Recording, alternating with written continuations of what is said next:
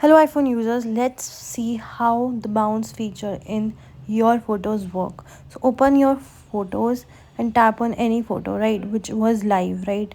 Now tap on that option of bounce. This is already in bounce zone. You can see how it is happening as if it is kind of like boomerang, right?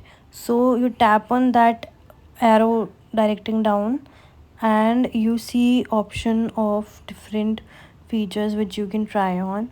So you have to tap on bounce. Once you tap there and you see a whole difference of that. So some videos are not in any action, so it won't be much visible or understandable until you see carefully.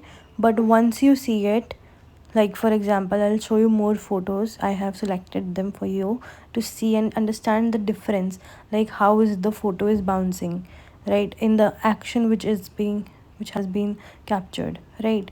So in this picture also I have done bounce, and you see how the movement is. It is constantly right and left, and the movement has been shown clearly, and that's how we do it. Use this feature and make your live photos bounce. See you in the next video with more features. Ta-da!